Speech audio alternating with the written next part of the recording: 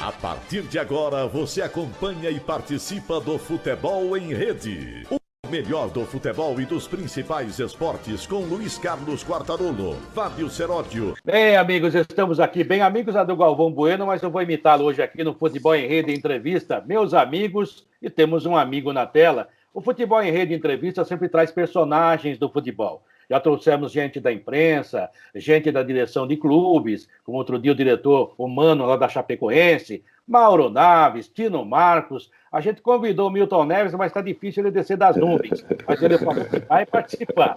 Já falamos também com vários jogadores, Zé Sérgio, Emerson Leão, Candinho, João Leite, Baltazar. Enfim, realmente grandes jogadores, grandes nomes, e tudo isso está à sua disposição também na nossa programação no YouTube, barra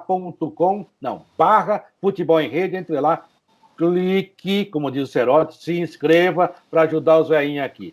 Olha, hoje o nosso convidado, a gente nessa pandemia, né, Serote, quando revê os amigos, dá uma felicidade, né?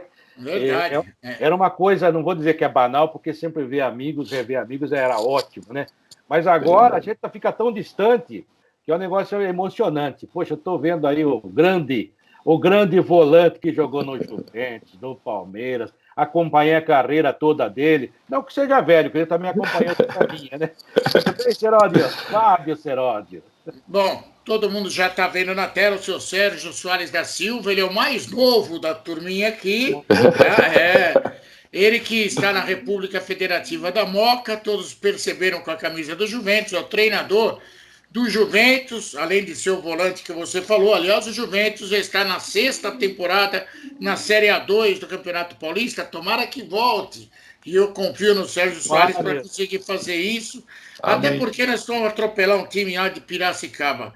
Pode fazer a primeira pergunta para ele, que hoje eu caprichei, viu? Tá cheio de coisa para falar com ele. Não, mas não vai esticar muito essas suas informações, porque o homem tem que trabalhar e gentilmente nos atende. Sérgio, olha, é muito bom te ver novamente. A gente, no ano passado, quando a pandemia ainda não existia, essa praga do Egito, né? A gente pôde fazer uma entrevista com você lá na Top FM ainda, com o Zé, o Weber, o Vagnão Prado, olhando no olho, né? Que foi muito legal. Mas é bom te ver. A camisa do Juventus é uma camisa impressionantemente bonita, né? E com muita tradição. E a gente, tenho certeza que o Seródio, mais do que eu, até porque ele é da Moca, meu. Ele é da Moca. É da Moca, meu. Mas o Juventus é um time de todos nós, né? Eu vou torcer para que você faça um grande trabalho. O Audax é o primeiro adversário. Já avisei o Vampeta que não vai dar, né? Então fale um pouquinho dessa empreitada. Prazer em tê-lo aqui. Obrigado por nos atender. Dessa sua empreitada na Série A2, que a gente da chamada imprensa, né, fica muito preocupado com os caras que estão lá em cima, né? Mas tem muita coisa bonita acontecendo no futebol brasileiro, nas outras séries, e muito trabalho bom.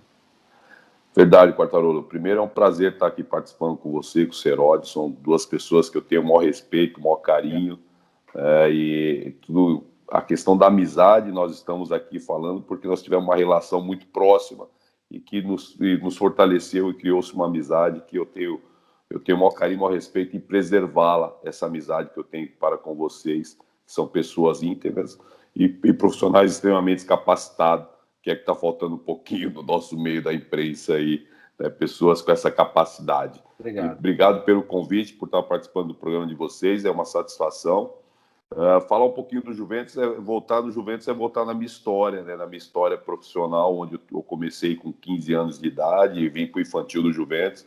Estou agora no Juventus pela 3ª vez como treinador, sendo que nas 2 primeiras eu passei na Série A do Campeonato Paulista para fazer uma manutenção da equipe. Agora não, a gente vai trabalhar para buscar uma conquista. Então a diferença está nesse quesito de você buscar conquistar, né? O Juventus está me dando essa oportunidade para a gente buscar uma conquista. É um campeonato difícil, que tem favoritos aí e nós não somos os favoritos. Nós vamos trabalhar para que durante a competição nos tornemos favorito aí dentro dessa competição difícil, onde tem Portuguesa, onde tem Água Santa, onde tem São Bernardo, onde tem Oeste, o seu 15 de Piracicaba, né? São, na minha opinião, são os favoritos dessa competição. Da questão financeira, eles estão à frente da gente, mas o Juventus conseguiu, pela sua visibilidade, pela sua tradição, nós conseguimos montar um elenco competitivo para poder brigar aí dentro desse campeonato da Série 2, que, na minha opinião, vai ter atrativos também interessantes. Tem treinadores que disputaram Série A de Campeonato Paulista, que estão na Série A2 esse ano. Então vai ter aí uma disputa, né, ali fora das 4 linhas, de estratégia. Isso também vai ser interessante. Além dos jogadores muitos participaram de Série A1 e estão na Série A2 hoje. Então vai ser um campeonato muito interessante de se acompanhar. São 8 vagas, mas eu vou te dizer que tem uns 12 aí que vão brigar, e 12 é quase 100% do campeonato para classificar para essa Série A2. O Juventus conseguiu montar um elenco, o Juventus tem o apoio aí do São Cristóvão, o patrocinador master, é o que mantém a gente firme aí com tudo em dia. O presidente Toninho é o cara que está reorganizando as finanças do Juventus. O Juventus passou um período com muita dificuldade e o presidente Toninho agora está reorganizando. E por isso, da minha contratação, e aí cria-se uma expectativa, né, Quartarolo, Serodi? Eu chegando no Juventus, todo mundo acha, o Juventus agora vai brigar para subir, né? E o futebol não é bem assim, a gente precisa montar, e nós conseguimos montar um time que vai ser competitivo para brigar. Porque eu sei que o torcedor, eu sei que a República Federativa da Moca está esperançosa para que esse acesso venha, e a gente também está com uma expectativa enorme para que isso possa acontecer. Olha, Sérgio, é lógico que você sabe que tem um torcedor para que isso aconteça. Primeiro, que confio no seu trabalho. Segundo, que eu estou saudoso do Juventus. A última vez que o Juventus esteve na Série A2, na Série A1, foi em 2008, se eu não me engano. Isso. Eu acho que naquela época era só o Fusca, o Sérgio e a faixa da Jujovem. De lá para cá melhorou um pouquinho em termos de torcida, mas o Scanoli continua bom, tal, mas a gente está querendo o time de volta. Sérgio, você começou sua carreira no Juventus. Aliás, você saiu do Juventus, foi para o Al Hilal, é isso? Isso, foi para o Al Hilal. Aí voltou, aí foi para o Al Hilal de novo. O que aconteceu? Você tinha algum conhecido forte naquela região? Aí voltar? Eu vim para o Brasil, eu fiquei 3 meses aqui. Na verdade, o príncipe Abdallah, ele queria que eu ficasse no Hilal. E o Robertão, que era o diretor na oportunidade... Roberto Arquiná. E mais gordo que o Serodi. Vixe, muito mais. E era enorme, hein? É. E o Robertão, o Juventus tinha caído para a Série A2, o Robertão pediu para que eu ficasse por mais 3 meses. Ele falou, não, Sérgio, fica aqui por mais 3 meses, ajuda a gente a voltar. E aí depois você pode voltar para o Hilal, a gente já acerta com o Hilal. Ficou assim acertado. Eu fiquei no Juventus, subimos, realmente voltamos para a Série A1, conseguimos conquistar o acesso. Se não me engano, o Araçatuba foi o campeão e o Juventus foi o vice. E subiam 2, como agora também acontece. E por isso que eu fiquei aqui e voltei para o Hilal. E voltei para o Hilal para fazer mais uma temporada e meia.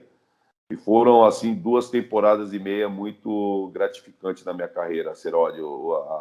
A minha ida para o Hilal foi uma mudança na minha vida profissional e pessoal absurda. Eu sou grato ao Robertão, que eu citei, foi um dos caras que contribuiu para a minha ida, junto com o Candinho, que era o treinador. Eu sou grato a essas pessoas. O Candinho, eu falo com ele até hoje, é meu padrinho, a gente tem uma relação fantástica com ele. O Robertão, infelizmente, não está mais entre nós.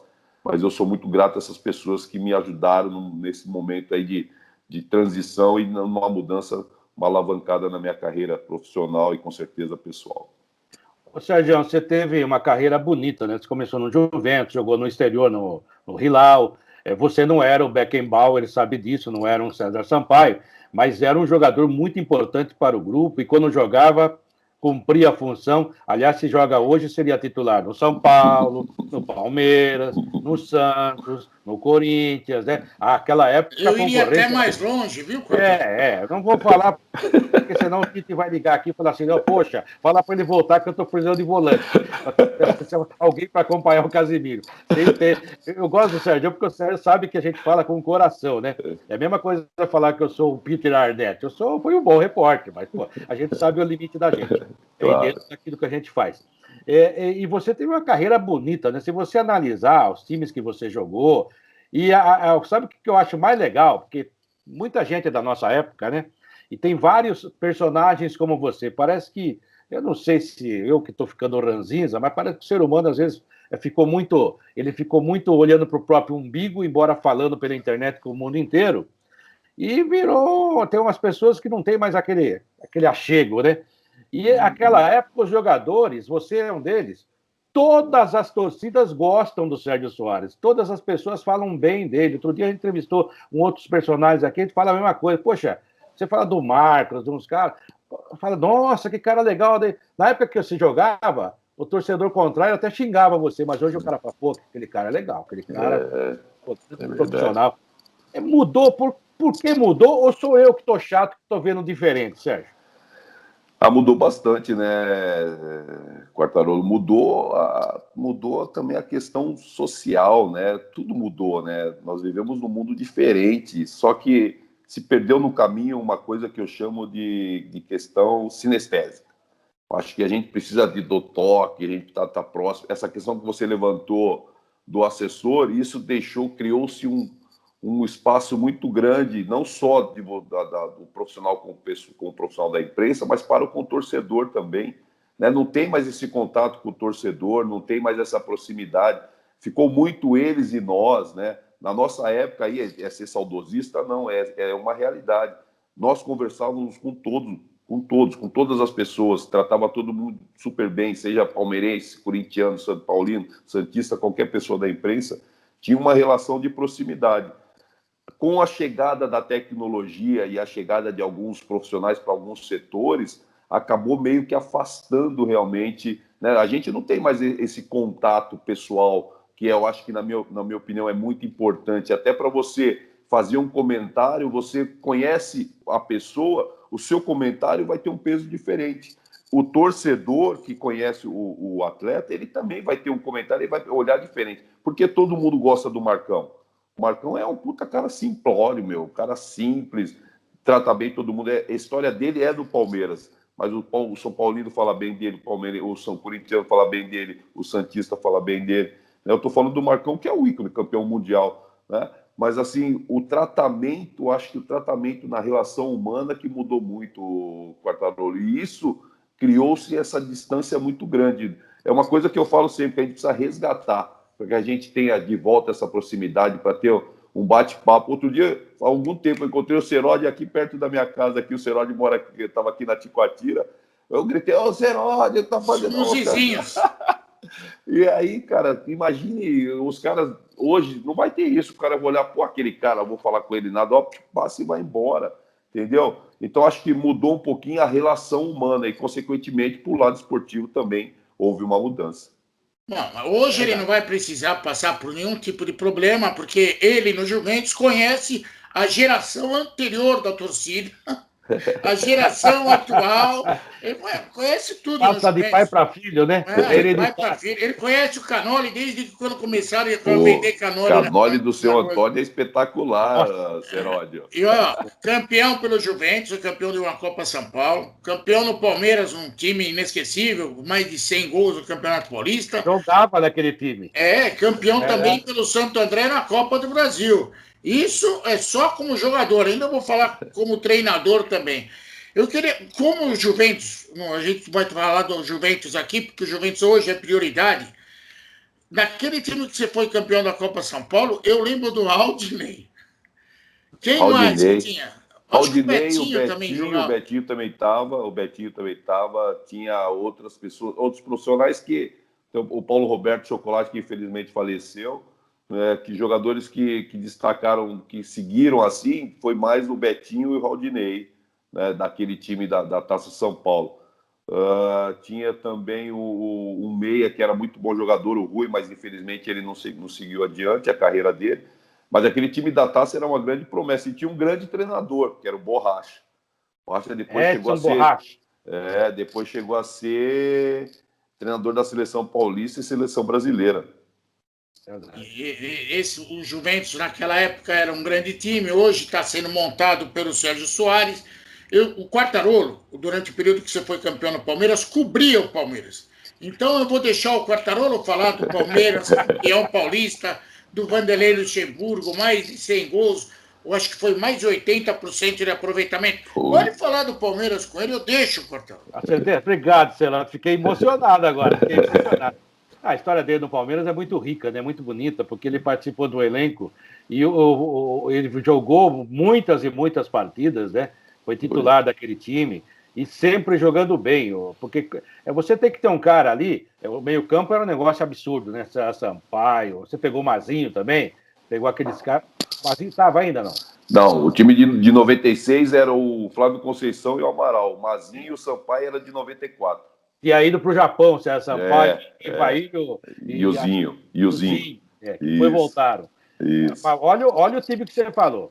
Flávio Conceição, caramba. O que jogava o Flávio Conceição é um absurdo, né? Devia ter jogado mais. Né? Na hora de escolher, ele escolheu o La Coruña ao invés de Real Madrid. Depois acabou jogando o Real Madrid. Foi. Os agentes, às vezes, atrapalham a vida dos caras. E como, hein? Sérgio, aquele time, eu costumo falar, né? Você acabou de usar uma palavra que quando a gente... Porque tem gente que acha que o futebol nasceu de 2000 para cá, né? Uhum. Eu tive a felicidade de cobrir o São Paulo de Tele Santana, aquele time, vi jogadores impressionantes, o Seródio também. E aquele time, né? A gente fala dos grandes times do futebol mundial hoje, né? Que é tudo novidade, tudo que aparece, é moderno, é moderno. Uhum. Aquele time estava à frente do seu tempo, não estava? Muito, né? Muito por conta da qualidade, por conta do treinador que tinha. Era um Palmeiras que gostava de jogar, era um Palmeiras que gostava de atacar, era um Palmeiras que não se acomodava com 1-0. O Palmeiras sempre buscava Nós fizemos placares naquele ano, né, Quartarolo, memoráveis. Eu guardo sempre o 6-0 da Vila Belmiro. Né, não precisa lembrar, meu time, pô, calma.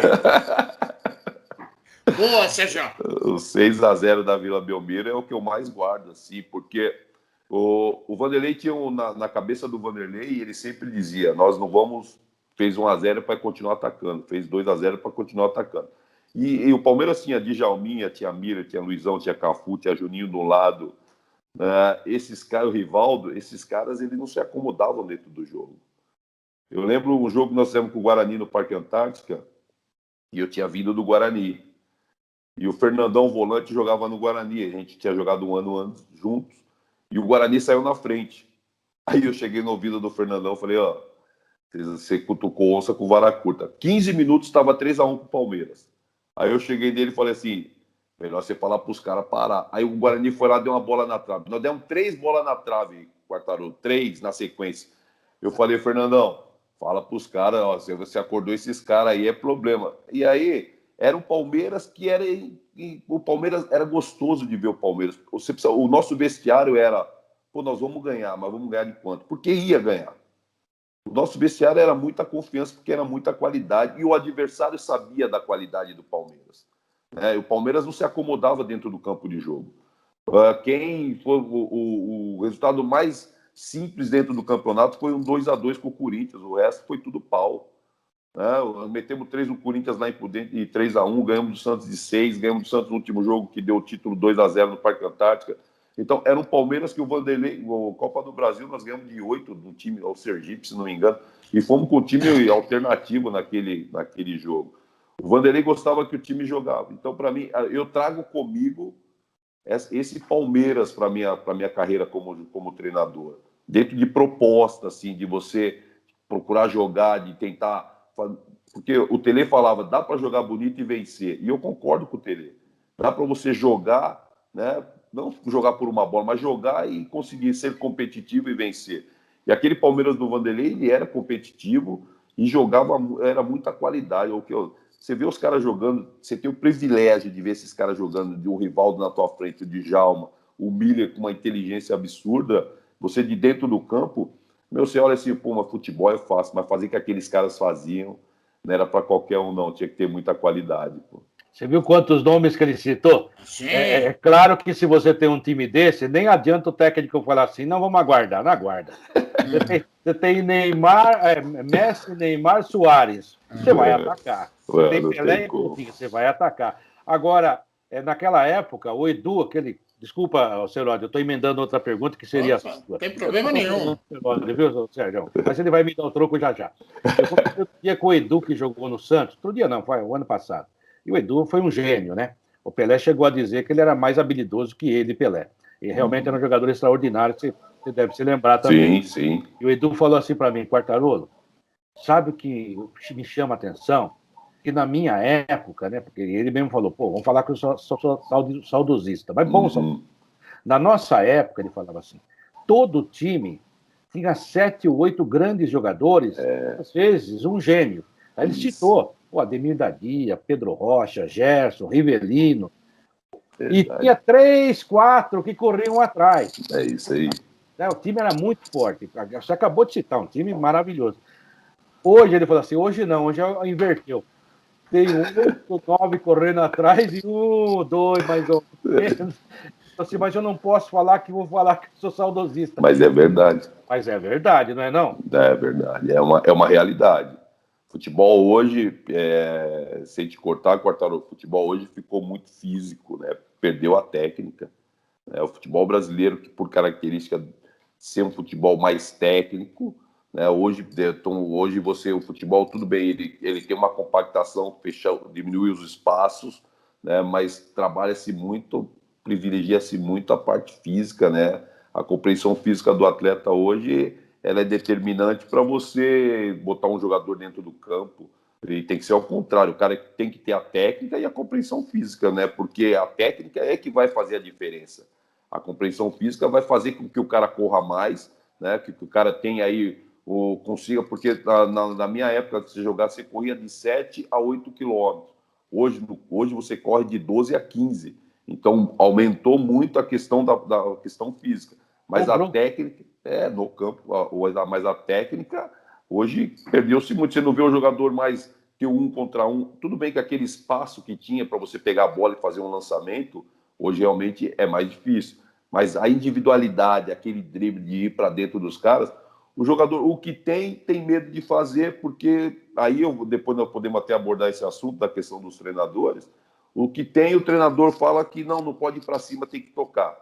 Pô, se o cara tem qualidade para quebrar as linhas, ele tem que tentar. E o treinador se responsabiliza para criar um esquema para que, se perder a bola, você não tenha uma ação de contragolpe.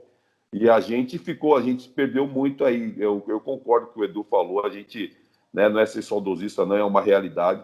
Futebol brasileiro, nós temos um gênio no futebol brasileiro. Um gênio, na minha opinião, que é o Neymar. O resto é tudo bom jogador. Tudo bom jogador. Olha, Sérgio, esse time do Palmeiras que você jogou era tão bom que o treinador, que tinha assim uma ligação com outro mundo, economizava até vela, porque não precisava de vela. A irmã dele não trabalhava? Precisava de vela, não precisava de nada. Hoje em dia ele usa vela, mas também não tem o mesmo tipo. De tudo que você falou, eu estava olhando para você, te juro, Sérgio, eu estava lembrando, não porque você lembra ele fisicamente, mas estava lembrando do Amaral. Você tem história com o Amaral, porque vocês jogando no mesmo time e brigando pela mesma posição, certamente você deve ter alguma história engraçada com o Amaral. Bom, o Amaral tem história engraçada até hoje, né, Seródio? Puta, o Amaral conta que ele era coveiro, né? O Amaral é uma figuração, o Amaral é a alegria do vestiário, né? A gente brincava muito com o Amaral, que chamava ele de carteiro novo, né? Que ele roubava a bola pra caramba, entregava errado pra caramba. A gente sempre brincava com ele, porque eu disputava a posição com ele. O Amaral estava na seleção pré-olímpica naquele ano, o Amaral e o Flávio. O Galeano disputava a posição com o Flávio e eu disputava a posição com o Amaral. Mas o Vanderlei, aí a palavra do Vanderlei, não é nenhuma coisa engraçada, é uma coisa que eu guardo comigo até hoje. O Vanderlei falou assim, o Sérgio Soares é o meu melhor volante, é o que melhor passa a bola. Isso daí foi uma coisa que eu guardei. Eu tinha 29 anos na época e era uma coisa que eu me policiava, porque um jogador de meio de campo, isso eu aprendi com o Juninho Fonseca e o Rocha, o falecido Rocha. Pô, Sérgio, homem de meio não pode errar passe. Eu tinha 18 anos quando eles me falaram isso. Eu guardei isso comigo e quando eu tinha 29 anos, o treinador do nível do Vanderlei, ele confirmou, falou, Sérgio Soares é o meu melhor passador, ele não erra passe. Aí nós pegamos no pé do Amaral. E ele falou isso no meio da roda. Imagine, você falar no meio da roda, no meio da boleirada, aí você acaba pegando, Amaral, você é carteiro novo, pô, você rouba, pega e entrega errado pra caramba. E ele dá risada, mas é um cara que tem muita história. Tanto é que o Amaral faz stand-up, né? Ele tem muita história, né, Seródio? Assim, mas as histórias do Amaral eram muito mais com os caras, que eles gostavam de fazer uma festinha, uma farrinha. e eu sempre estava fora dessa parada, então eu só ouvia, e isso daí não dá nem para a gente contar, né? Mas os caras tinham muita historinha com o Amaral. O Amaral é uma pessoa, eu tenho o maior carinho por ele, a gente tem amizade até hoje, a gente se fala, a gente joga no Master do Palmeiras aí, e ele sempre falou: ô professor, você tá bem, hein? Você já pode ter. Eu falei: não, eu tô bem, chega, minha cabeça não vai mais, não, filho, agora para jogar não dá mais, concentração, essas coisas não dá para mim, não. Eu falei: Amaral, você não vai parar? Daí vai aquele jeitinho dele: ai, ai, ai, ui, ui, ui, eu preciso correr um pouquinho aqui, que ele joga no mar, joga em tudo quanto é lugar. Eu falei: Amaral, para com isso aí. Ah, não, professor, eu preciso correr um pouquinho aí, que vai pegar caixão lá na funerária, não dá mais para mim, não, então eu prefiro ficar nessa aqui. Ô, Quartarolo, desde aquela época o Vanderlei Luxemburgo gostava de um passezinho, hein?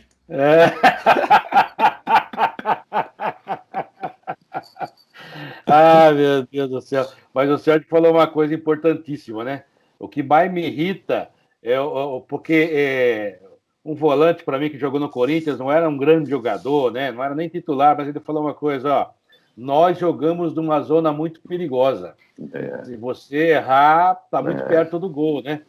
E por isso que o Cafu, na mão do Tele, o Paulo Roberto Falcão convocava para a seleção como volante, e o Tele falava para mim aqui: não, já me basta o Cerezo, que era excelente jogador, já me basta o Cerezo, que entregou lá para a Itália. O Cafu joga na lateral porque ele erra muito passe lá e eu corrijo. Verdade. Mas você falou uma coisa. E isso que você falou de jogador, do volante, ou segundo volante, hoje, né, o cara tem que fazer box to box, né? Não tem que fazer mesmo. Mas o cara que sabe jogar ali. Por isso que eu acho que algumas coisas no futebol não tem nada a ver com o seu time, né? E se esses dois jogassem com você acho que utilizaria bem. O Oswaldo de Oliveira falou para o Ganso: Ganso, jogue mais atrás, jogue como segundo volante. Porque você tem um ótimo passe e você vai ter uma visão do jogo inteiro. Ele acha que não. Lá na frente ele é lento, ele é marcado. E o Daniel Alves, quando começou a jogar no São Paulo, não conseguiu virar ainda, eu falava: ele tem que ter um posicionamento igual do Pirlo. Mais atrás. Isso. Tecnicamente, ele é bom passador. Isso. Mas ele não tem o drible, Sérgio. Você também não tinha. Se eu estou marcando você, qualquer um marcaria você de costas para o gol. Você recebendo de costas. Mas de frente, o homem não errava passe. Então, tem essas coisas, segredinhos ao futebol. Dá tempo de consertar essas coisas nos jogadores de hoje? Ou o cara já chega craque, com 5 empresários, contrato em inglês? Como é que é isso? Hoje, na verdade, né, Quartarolo, todo jogador ele é craque para o empresário, né? A palavra craque, ela tem que ser na concepção da palavra, né? Você olhar, craque era o Pelé, craque é o Neymar, né? Pelé era gênio, né? Mas craque a gente tinha um monte. Agora, você não pode desperdiçar essa palavra, dizer craque, né? Não pode. Por quê? Porque banalizou, nós não temos, banalizou, não temos craque no futebol brasileiro. Nós temos jogadores medianos e bons jogadores, é isso que nós temos. Nós temos que ser realistas. Agora, você precisa melhorar fundamentos. E aí, dentro do meu setor, eu tenho essa capacidade de dizer: você passa muito mal a bola.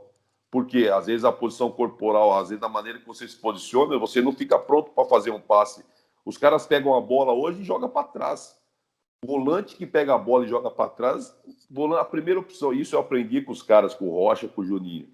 Volante, primeira opção para frente, a segunda para o lado, a última é para trás. Hoje inverteu, a primeira é para trás, a segunda é para o lado e a última para frente. E isso quando dá certo o passe, né? Então você não consegue fazer o jogo andar.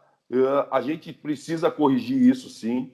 Precisa se trabalhar fundamentos na base. A nossa maior dificuldade que eu vejo é que os atletas da base, eles chegam no profissional com muito defeito. E os caras acham que os caras são craques e com muito defeito. Eu estou há 16 anos como treinador de profissional. Eu já peguei o Vitor Hugo, zagueiro que hoje que foi do Palmeiras, que hoje está fora, foi meu jogador de Santo André. Eu que subi o Vitor Hugo. O Vitor Hugo, apesar da impulsão que tinha, ele não sabia se posicionar para cabecear.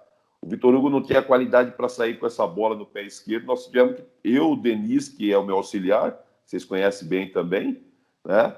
A gente que melhorou o Vitor Hugo. Tanto é que o Vitor Hugo falou: professor, até hoje ele me agradece. Porque acabava o treino, eu falei: não vai embora não, meu filho, vem cá, vamos fazer umas bolinhas. Pum.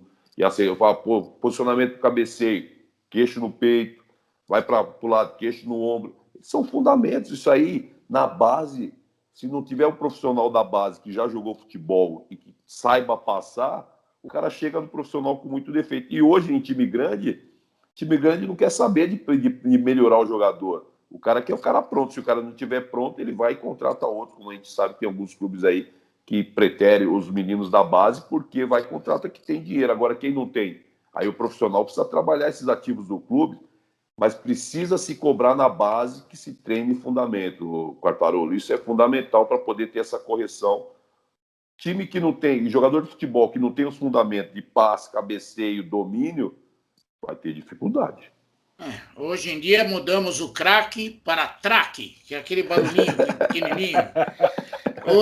O Seródio está inspirado hoje, hein? A Boca faz isso com ele, viu, Seródio? Fazer o quê? Eu sinto o cheiro da esfirra. Aliás, pena que mudou o patrocinador, porque o patrocinador era a Casa de Esfirra, lá do Juventus, que o Sérgio conhece certamente. Sim. Aliás, minha filha já me cobra muito para comer raleu na Casa de Esfirra do Juventus. Vamos lá no de conto, lá o doce é bom também. De conto eu não gosto muito, não. Não, né? Não, fica em frente da Açúcar União lá, não é muito legal. Ô, Sérgio, você tá falando toda hora do Rocha. O Rocha é aquele volante o loirinho? Isso, que veio do Botafogo pro Palmeiras. Ele saiu do Palmeiras pro Juventus. Verdade. É só para tirar essa dúvida. Bom, a gente tá falando Rocha, meu amigo, fiquei triste com a partida dele muito cedo, né? Mas era um ótimo jogador de futebol. Muito bom. Foi até de seleção também, chegou à seleção. Foi. O Rocha era um exímio marcador, né? Marcava muito forte. Eu lembro, vocês vão lembrar aquele Botafogo e São Paulo no Morumbi. Nossa, eu lembro. O São Paulo estava ganhando o Botafogo 2-0, o São Paulo virou para 3-2 com uma pancada do Everton. Lembra o Rocha que tirou a bola na meia-lua, Everton. Então, assim, a gente é de uma geração que a gente viu muito time bom jogar. Muito time bom e muita cara boa. E eu fui privilegiado porque eu pude trabalhar com esses caras. E eles me ensinaram muito. E ao longo da minha carreira eu trouxe muitos ensinamentos. O Juninho Fonseca, que hoje está em Ribeirão, se não me engano, em Olímpia, parece que o Juninho está. Ele não sai de lá. O Juninho foi um cara importantíssimo na minha carreira. Ele, o Gatãozinho, que eles me ajudaram muito com 18 anos que eu estava subindo. E claro, não posso nunca deixar de falar do Candinho, né? O Candinho foi um cara, né, que quando eu subi no profissional, ainda precisando trabalhar algumas questões, mas só que fundamentos a gente já tinha, né? Mas era mais questão de posicionamento. E o Juninho foi um cara, ele falou assim: moleque, que eu gostava de sair. Moleque, fica aqui, volante tem que ficar na frente dos zagueiros, dando proteção.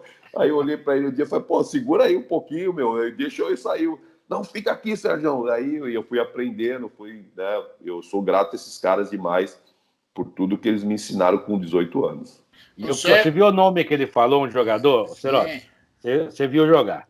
Você vê como o futebol caiu tecnicamente. Né? De novo, né? Vamos falar que somos só... O que jogava de bola o Gatãozinho? Ixi. Meu Deus do céu. O Gatãozinho se joga hoje, está jogando na Europa e time forte.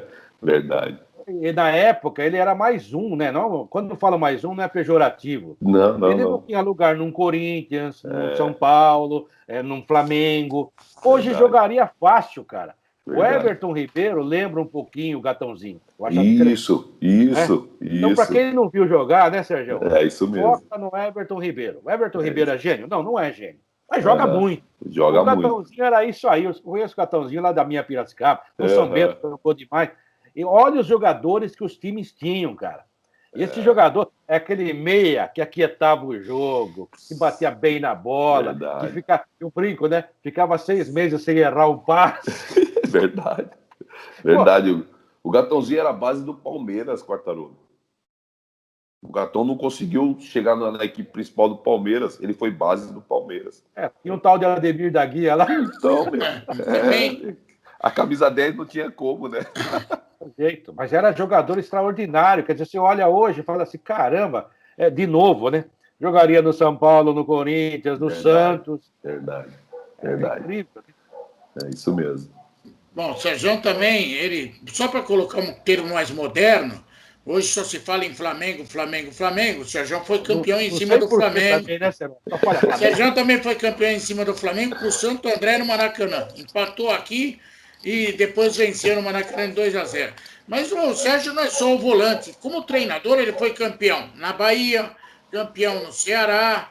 Aliás, o Campeonato Baiano, pela primeira vez que eu vi isso, Sérgio, a final foi Bahia e Vitória, mas não era o Vitória, era o Vitória da Conquista. Naquele ano foi o Vitória da Conquista que fez um belíssimo campeonato. Fizemos a final, eles tiraram o Vitória, acho que não me engano, na semifinal. E eles venceram 3-0 o primeiro jogo, lá em Vitória da Conquista. E no jogo da volta, a gente tinha, no meio da semana, jogado final de Copa do Nordeste contra o Ceará. Nós tínhamos perdido o jogo, a final. Fomos para o final de semana, foi muito engraçado esse dia, porque a Fonte Nova, no começo do jogo, se tinha umas 5 mil pessoas, era muito. Que a gente tinha que ganhar, no mínimo, de 3 para ir para os pênaltis, e depois, placar acima, estava campeão direto. 15 minutos, estava 3-0 para o Bahia. Aquela Fonte Nova começou a encher. No segundo tempo, se olhava assim, tinha já umas 30 mil pessoas na Fonte Nova. Nós fizemos 6-0 no Vitória da Conquista, nós fizemos um baita jogo. O Bahia daquele ano de 2015, o Bahia era um time com a proposta parecida com essa do Palmeiras que a gente tinha aí, porque é o que eu gosto. O Bahia foi o melhor ataque do campeonato. O Bahia chegou em junho, o Bahia era o melhor ataque do Brasil. O Bahia já estava beirando a casa dos 100 gols. A gente goleada em muitos times, jogando para frente, amassando os caras. E nessa final a gente fez 6-0, mas assim, o Souza jogou demais. O Souza, o Marcos, o Biancucci, o Chiesa, o Léo Gamalho, a gente tinha uma trinca de ataque e os dois volantes saindo, mais o Thiago Real. O Bahia era um time que o torcedor até hoje fala desse time do Bahia 2015 pela proposta que tinha, né, de chegar ao gol do adversário, de não ter, fez um, vamos para dentro, fez dois, vamos para dentro, e era assim que eu gostava de ver meu time jogar, assim que eu gosto de ver. Claro que a gente tem o que tem na mão, você tem que ir, né, toreando, mas assim, dentro da proposta, eu procuro fazer essa proposta de jogo. Você falou do Bahia, né, Seródio? Santos e Santo André, final de 2010, que a gente não levou o título por um detalhezinho. Né? Aquele Santo André foi a segunda melhor campanha do campeonato, junto com o Santos, mas ali muito próximo, e nas finais nós fizemos 2 grandes jogos. Todo mundo fala até hoje sobre dessa final de 2010. Verdade. Foi a última vez que o Ganso jogou futebol. Mas tem uma certa pessoa aí que dá um branquinho na cabeça dele quando lembra desse jogo. O branquinho estava jogando até outro dia aí. O Sérgio foi campeão com goleada, mas também foi campeão com 2-0-0, né? Foi. Ceará e Fortaleza. Ceará e Fortaleza, a gente entrou no hexagonal. O Fortaleza tinha entrado com um ponto de bonificação, porque o Fortaleza fez o campeonato inteiro e nós só entramos no hexagonal. Só que no hexagonal nós ganhamos do Fortaleza de 3-1 e tiramos essa vantagem dele. Então, levamos essa vantagem que foi importante para nós na final. No primeiro jogo, o Magno Alves perdeu um pênalti. Era para a gente já ter ganho ali já no primeiro jogo. O Magno perdeu um pênalti. No segundo jogo, ficou 0-0. Então, na verdade, o título nós conquistamos com esse ponto de bonificação que nós arrancamos do Fortaleza. É bom você explicar, porque eu ia perguntar, foi no par ou ímpar? Como que jogou isso? Não, caiu no campo. Ô, Sérgio, eu uso essa expressão, não sei se ela está correta, até porque eu gosto muito de você, e vou usar uma palavra aqui que não entenda como pejorativa, mas eu acho que você é um técnico subestimado no Brasil, porque você tem muita capacidade para estar num time maior, com todo o respeito ao Juventus, entenda e compreenda aí o pessoal da República da Moca. Porque... você não passa na Rua dos Trilhos nunca mais, vai. Não, vou sempre lá, vou no de culto. Vou também na Dom Pedro, lá na São Pedro. Ali é bom, viu? Eu conheço a Moca, rapaz. O problema de São Paulo... Ele comia pizza de pé lá, fora de você. Canole. A vantagem de São Paulo, e o Sérgio sabe bem disso, você também, Seródio, é que aqui cada bairro é uma cidade. Né? Você vai a Santo Amaro, ele tem mais gente que o Uruguai, pô. Quer dizer, verdade. Se a Moca se unir, é um país para ajudar o Juventus. Então, que assim seja. Mas eu acho que o Sérgio é um cara muito competente. Eu queria fazer 2 perguntas finais para você. Primeiro, eu vou usar essa expressão que eu falei que ia usar, eu acho que você foi sacaneado na Ferroviária, né? Mas a gente já viu isso tantas vezes. E pelo fato de você não é um negro retinto, um cara bonito, não é verdade, é um cara bonito, barba bem feita, mas você não é branquinho, Barba bem feita, como ele o é futebol barbudo, gosta, caramba. principalmente para treinador. Sim. Limpa o óculos, limpa o óculos. Há essa dificuldade por causa da negritude, do racismo ainda no Brasil, por exemplo, para um cara tão conhecedor como você também aparecer mais? Eu estou fazendo essa pergunta com muito respeito, você me conhece e sabe disso. Sim. Quartarolo, eu não posso dizer para você que a gente não tem um mundo preconceituoso. A gente vive num mundo preconceituoso. E o futebol, ele faz parte desse mundo. Não dá para você separar o futebol da sociedade. A sociedade, ela é preconceituosa, o futebol, portanto, também é preconceituoso. Mas eu não me sinto, eu me sinto vítima, mas eu não me vitimizo. Eu acho que isso é uma questão que você levantou, que realmente interfere um pouco o fato de eu ainda não ter chegado nos top 12 do futebol brasileiro. Eu tenho essa consciência, mas eu não vou descansar enquanto eu não chegar, porque eu sei que eu tenho capacidade para estar à frente de um clube desse tamanho. Eu já fiz trabalhos que mostraram que eu tenho capacidade para estar. Não é que eu estou falando que eu quero estar, não. Os trabalhos mostraram que eu poderia ter já chegado a um grande clube do futebol brasileiro. Mas eu entendo também que essa questão, né, do racismo, ela interfere um pouco. Algumas pessoas acham que não tenho condições de estar à frente para comandar, para tomar decisões. E eu me preparo muito. Eu me preparei, fiz cursos, né, trabalhei com pessoas que me passaram muita coisa. Dentro da nossa resenha aqui, eu aprendo muito com vocês. Eu sou um cara extremamente observador, né, e me sinto muito preparado para estar à frente de um grande clube, mas entendo que isso está retardando um pouquinho, ainda um pouquinho não, bastante tempo, porque já era para eu estar à frente. Mas eu vou continuar trabalhando, vou continuar me preparando, né? Eu não quero me vitimizar de jeito nenhum. Nós temos, infelizmente, o nosso amigo conterrâneo, o Lula Pereira. Ele faleceu e ele se ressentia muito disso. Ele fala, pô, eu não fui muito longe porque eu sou negro. Eu não vou pensar assim. Não, eu vou continuar trabalhando, eu vou continuar me preparando, eu vou continuar me dedicando e trazer resultado para que isso quebre essa barreira. Mas eu tenho consciência que isso realmente é algo que acontece, sim. Conversei com algumas pessoas, aí me permita não dizer, né, que conversa dentro de time grande, e dentro do time grande algumas pessoas falaram que é por causa da cor. Agora, e a Ferroviária? Na Ferroviária, foi uma questão mais de um problema com o investidor. E isso eu já disse em alguns momentos, porque queria escalar o time e eu dizia que não. Eu queria tirar A, B, C, eu dizia que não. E o que aconteceu? O time começou andando, nós classificamos a Ferroviária pela primeira vez na história, a terceira fase da Copa do Brasil. Avançamos, estava brigando ali no Campeonato Paulista e tínhamos um projeto para a Série D do Campeonato Brasileiro. Só que nesse choque, né, que queria mudar e eu dizia que não, acabou aproveitando a pandemia, que era um problema de questão financeira, e acabou me tirando. Mas a realidade é essa daí, que queriam interferir na escalação e eu não permiti. Eu falei, não vou tirar o jogador porque você quer, não vou tirar porque ele disse. E acabou que eu bati o pé, o jogador ficou, conversamos ali, deu uma acalmada, e quando aproveitou o primeiro momento, né, a primeira brecha, acabou me tirando. Mas assim, fui considerado o melhor treinador da Ferroviária em 2020, acabei de ganhar prêmio agora do pessoal da imprensa lá de Araraquara. O torcedor da Ferroviária reconhece todo o meu trabalho, né, e é isso que para mim que vale. A gente sabe o quanto a gente fez de um bom trabalho, poderia ter feito ainda mais, mas talvez às vezes a vaidade, né, Quartarolo, às vezes ela impera muito mais. E se você... Eu falo o seguinte, aí eu vou te dizer, todo mundo é treinador, mas eu não consigo vender móveis, não consigo vender eletrodomésticos. Não sei se você me entende. Sim, nós não conseguimos vender publicidade, a gente entende você.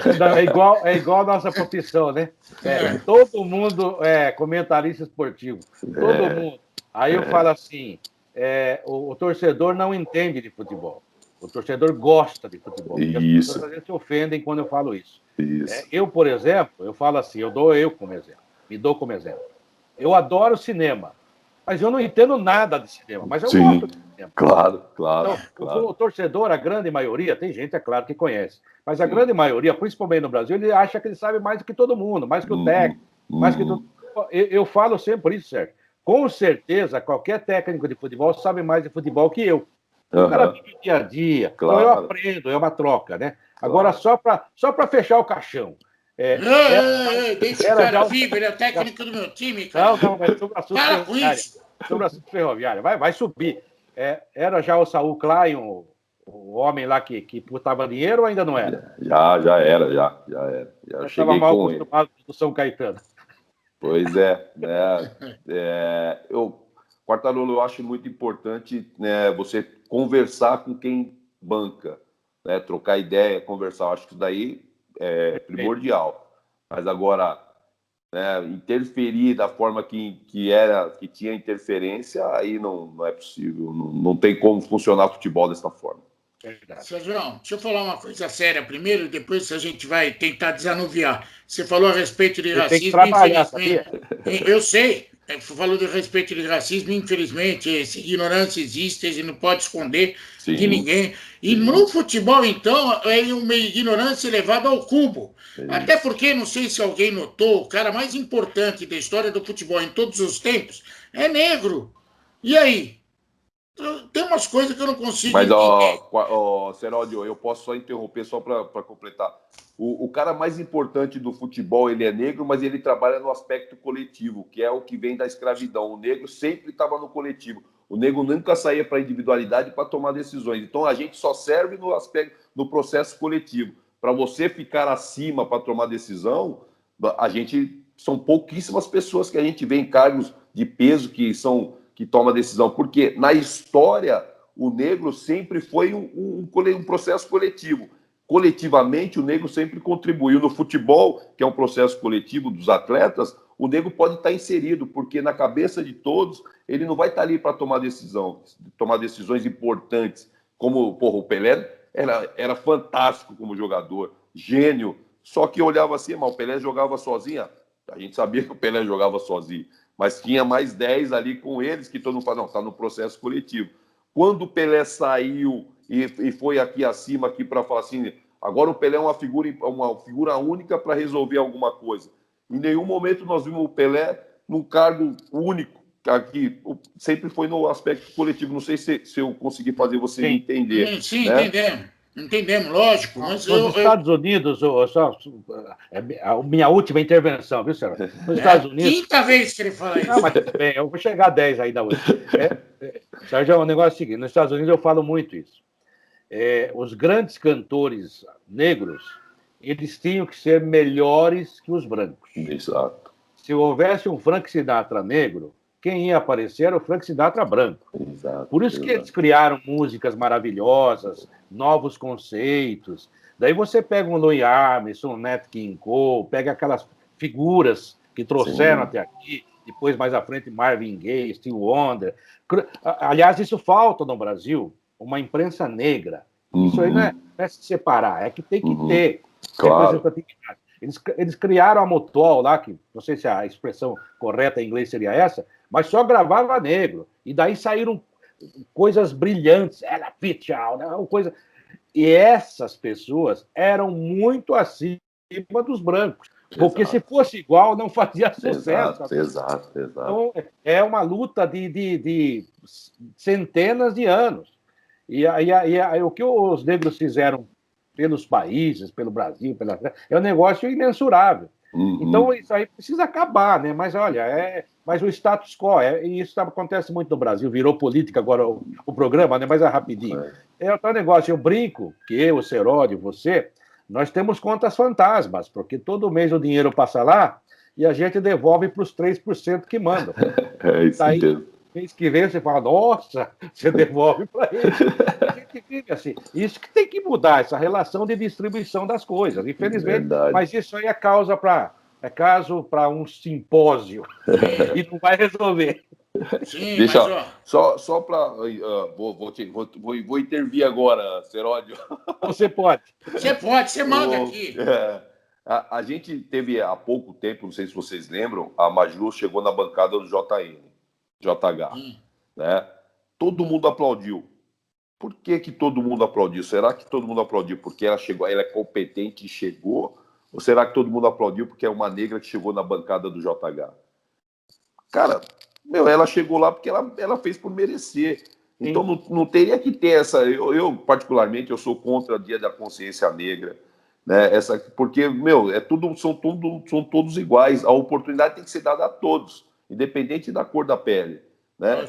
Quando a Maju foi aplaudida no JH, e aquilo lá mexeu comigo assim, falou, pô, mas estão aplaudindo ela por quê? Porque ela é uma mulher e negra que está né? Então, acho que aí isso vai mostrando que realmente o negro é diferente, porque pô, se já aconteceu uma situação como essa, eu vejo assim, hoje está todo mundo muito engajado nessa questão, e isso é muito legal. Negros, brancos, tem muita gente engajada. Talvez eu não vá aproveitar essa mudança, mas meus netos e meus filhos com certeza vão aproveitar, porque vai mudar. Porque tem muito branco engajado em tornar tudo que todo mundo somos iguais. Mas acontece que ainda tem as pessoas que mandam, as pessoas que estão no processo elevado, elas ainda são muito preconceituosas. Enquanto nós não tirarmos essas pessoas desse patamar, né, e subir pessoas que estão engajadas e mostrar que todos somos iguais, a gente ainda vai ficar ainda oscilando. Vamos ver coisa como essa aí da Maju ser aplaudida, porque ela chegou no JH, no Jornal Nacional, no JN, chegou no Jornal Nacional, no principal jornal noticiário do Brasil. Porra, ela é negra, ela é mulher, mas ela chegou porque ela é uma mulher que tem capacidade e é uma negra que tem capacidade. Pelo menos penso eu. Eu fiquei muito chocado assim, com a atitude. Foi bonita, claro que foi bonita, aplausos e tal, mas o que vem por trás desses aplausos? É isso que me incomodou. Só confirma o racismo, né? Eu tenho um sonho, sabe, Sérgio? Parafraseando Martin Luther King, que era um grande líder e era negro. E essa história um dia vai mudar, essa história ainda vai mudar. E olha, cara, se você, depois que morre, se você tirar o cérebro de um, o cérebro de outro, não tem cor. Aí não tem jeito. Vai ser difícil saber quem era melhor, sabe? Sim, então é uma grande idiotice isso tudo. Mas até para quebrar um pouco o clima, você foi técnico do Atlético Paranaense, no São Caetano, no Santo André diversas vezes, mas também foi técnico do Cerezo Osaka. Por favor, me escale o time do Cerezo Osaka. Hoje eu consigo, mas se fosse na hora de chegar lá, eu não conseguia, não. Jim John, não é o Maruhashi, é o lateral, não lembro. O zagueiro é o Koba e o zagueiro também não lembro. O lateral esquerdo é o Maru. É aquele parente do Kobayashi. É esse aí mesmo. Esse aí mesmo. Os volantes eram o Taka e o Rotaru, o meia era o Kiyotaki, o Bognon de um lado, o falecido Kempis do outro e o Branquinho. Aí dá para fazer. Rapaz. Sérgio Soares. Sérgio, de coração, primeiro gosto de você pra caramba. Você sabe disso. Você está num lugar que, para mim, representa muito o Juventus, que é da minha querida Moca. Tomara que você consiga sucesso com o Juventus e que você consiga abrir portas para você estar onde você merece. E certamente você tem capacidade para estar num time bem maior do que o Juventus, independente do tamanho do Juventus. Sim. A importância do Juventus existe, mas a gente quer coisa bem maior para você. Obrigado, viu, Sérgio? Pô, Seródio, eu que agradeço a oportunidade de estar falando com vocês.